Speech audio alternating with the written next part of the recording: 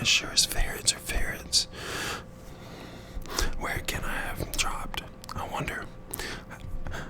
Alice guessed in a moment that it was looking for the fan and a pair of white kid gloves, and she very good naturally began hunting about for them, but they were nowhere to be seen. Everything seemed to have been changed since her swim in the pool, and the great hall, with the glass table and the little door, had vanished completely. Very soon, the rabbit noticed that Alice, as she had went hunting about, called out to her in an angry tone, "Why, Marianne, what are you doing out here? Run home this moment and fetch me a pair of gloves and a fan. Quick, now." And Alice was so much frightened that she ran off once in a direction pointed to, without trying to explain the mistake it had made. "He took me for his housemaid," she said to herself as she ran. "How surprised he'll be when he finds out when I am who I am. But I'd better take him, his fan and his gloves, that is, if it can find them." As she said this, she came upon a little neat house, and a door of which was bright brass plate with the name W. Rabbit engraved upon it. She went in without knocking, and hurried upstairs in great fear lest she would meet the real Marianne and be turned out of the house before she had found the fan and gloves. "How queer it seems," Alice said to herself, "to begin messages for a rabbit, I suppose. And Delilah be sending me on messages next." And she began fancying the sort of thing that would happen. "Miss Alice, come here directly and get ready for your walk. Come in a minute, nurse. But I've got to see that the mouse doesn't get out. Only I don't think," Alice went on, "that they'd let Denia stop in the house if it began ordering people out like that." By the time she found her way to the tidy little room with a table and a window, and on it, as she had hoped, a fan and 2 or 3 pairs of tiny white gloves, she took up the fan and a pair of the gloves, and was just going to leave the room, when her eye fell upon the little bottle that stood near the looking-glass. There was no label this time with the words, "Drink me," but nevertheless she uncorked it and put her lips. "I don't know, something interesting is sure to happen," she said to herself, "whenever I eat and drink anything, so I'll just see what this bottle does. I do hope it'll make me grow large again, for really I quite am tired for being such a quite tiny little thing." It did so indeed, and much sooner than she had expected. Before she had drunk half the bottle, she found her head pressed against the ceiling, had to stoop to save her neck from being broken. She hastily put down the bottle, saying to herself, "That's quite enough. I hope I shan't grow any more. As it is, I can't get out of the door. I do wish I hadn't drunk quite so much. Alas, it was too late to wish that." She went on growing, and very soon she kneeled down to the floor. In another minute, there was not even room for this. She tried, in effect, of lying down with one elbow against the door, the other arm curled against her head.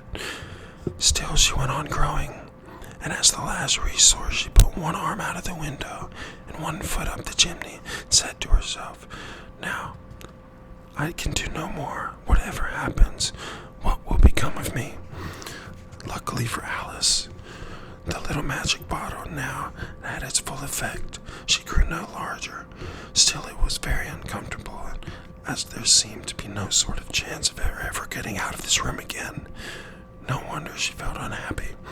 It was much pleasanter at home, thought poor Alice, when one wasn't always growing larger and smaller and being ordered about by mice and rabbits. I almost wish I hadn't gone down that rabbit hole, and yet, it's rather curious, you know, this sort of life. I do wonder what could have happened to me. When I used to read fairy tales, I fancied that kind of thing had never happened to me. Now here I am, in the middle of one. There ought to be a book written about me. That there ought.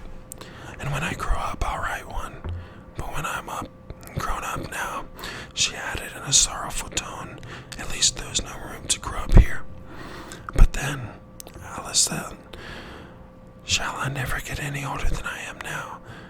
That'll be a comfort. One way never to be an old woman, but then always to have lessons to learn. Oh, I shouldn't be like that. Oh, you foolish Alice, she answered to herself. You can always learn lessons in here. Why, there's hardly room for you, and there's no room at all for any lessons in the book.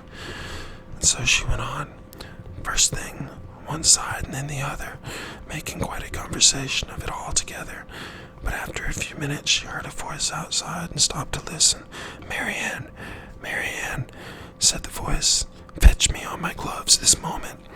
Then came a little pampering of the feet up the stairs. Alice knew it was the rabbit coming to look for her, and she trembled until she took the house, quite forgetting that she is now about 1,000 times as large as the rabbit, and had no reason to be afraid of it. Presently the rabbit came up to the door, tried to open it, but as the door opened inwards, Alice's elbow was pressed hard against it in an attempt to prove failure. Alice heard it say to itself, then I'll go around and get to the window. That you won't, thought Alice, and after waiting till she fancied she heard the rabbit under the window, she suddenly spread out her hand, made it snatch in the air. She did not get hold of anything, but she heard a little shrek and a fall, and a crash of broken glass, from which she concluded that it was possible she had fallen into a cucumber frame, or something of that sort. Next came the angry voice, the rabbit's pat, pat, where are you? And then the voice that she had never heard before. Sure, then I'm here, digging for apples. Yes, Your Honor, digging for apples indeed, said the rabbit angrily. Here, come and help me out of this. Sounds of more broken glass. Now tell me, Bat, what's in that window? Sure, it's in your arm, Your Honor, he pronounced. A rum. An arm. Your goose. Whoever saw that size? Why, it fills the whole window. Sure it does, Your Honor, but I am an arm of all of that. Well, it's got no business there at any rate. Go and take it away. There was a long silence after this, and Alice could only whisper her whispers now, and such as, Sure, I don't like that, Your Honor, at all, at all. Do I tell you, you coward? And at last, she spread out her hand again, made another snatch in the air. This time there were two little shreks, more sounds of broken glass. What a number of cucumber frames there must be, Alice thought. I wonder what they'll do next. As for pulling me out of the window, I only wish they could. I'm sure I don't want them to stay here any longer. She waited for some time without hearing anything anymore. At last came a rambling of a little cartwheels and the sound of good many voices all talking together. She made it out the woods. What's the other ladder? Why, I didn't bring but one. Bill's got the other. Bill, fetch it here, lad. Here, put him at this corner. No, tie him together first. They'll reach him down if they're not as half high yet. Oh, they'll do well enough. Don't be particular here. Bill, catch the hold of this rope. Will you roof the bear? Mind that loose slate. Oh, it's coming down. Heads below. A loud crash happens. Now, who did that? It was Bill, I fancy. Who's going down that chimney, nay? I shan't. You do it.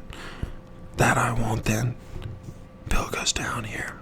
Bill, the master says you're going down the chimney. Oh, so Bill's got to come down the chimney, has he? Said Alice to herself. Shy. They seem to put down upon Bill. I wouldn't be in Bill's place for a good deal. This fireplace is narrow, to be sure, but I think I can kick it in a little. She drew her foot as far as the chimney as she could, waited till she heard a little animal.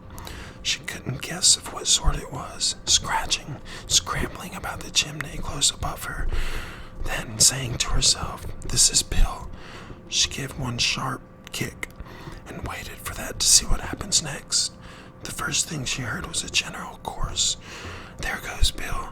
Then the rabbit's voice alone. Catch him.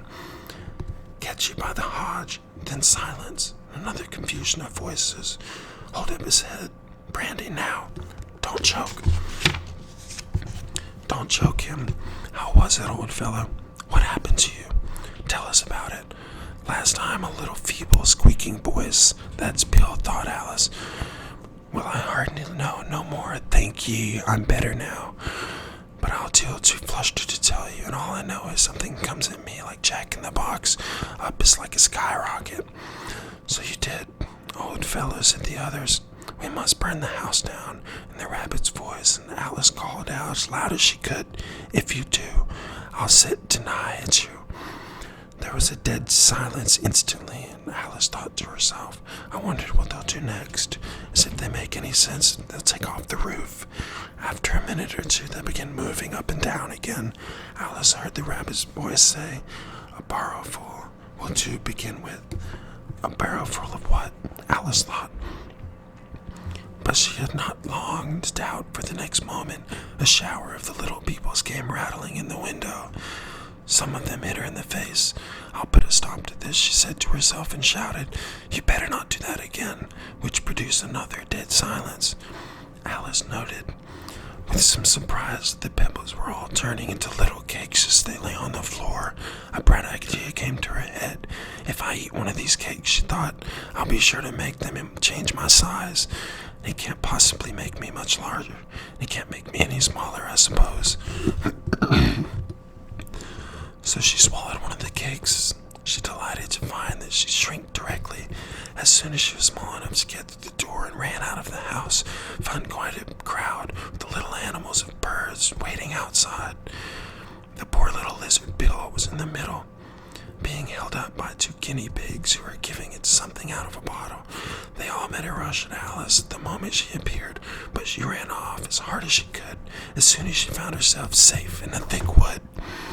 The first thing I've got to do, said Alice to herself as she wandered to the woods, is grow to my right size again.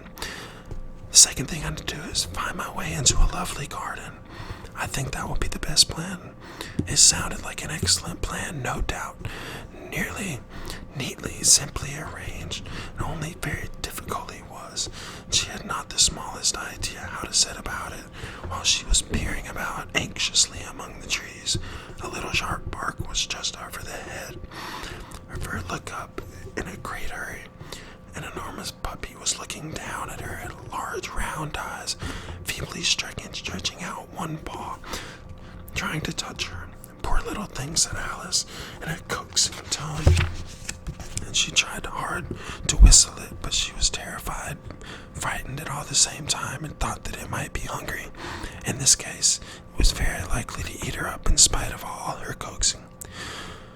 Hardly knowing what she did, she picked up a little bit of the stick, held it out to the puppy, whereupon the puppy jumped into the air off of its feet at once with a yelp of delight and rushed into the stick, made me believe to worry about it. Then Alice dodged behind a great thistle to help her keeping from running over.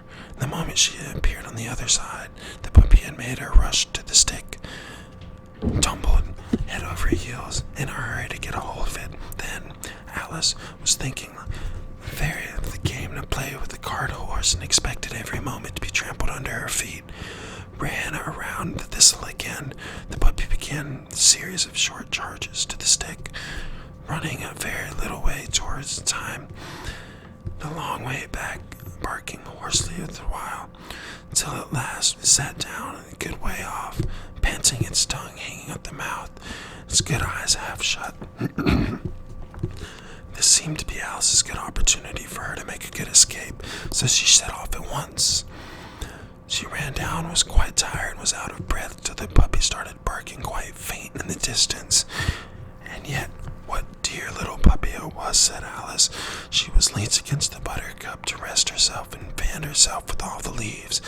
I should have liked teaching its tricks very much if I had only had the right size to do it. Oh dear, I nearly forgotten what I had gone up against. Let me see, how was this to be managed? I suppose I ought to eat or drink something other, but the great question is, what? The great question certainly was, what? Alice looked at all the round little flowers and blades of grass, that she did not see anything that looked like the right thing to eat or drink under the circumstances.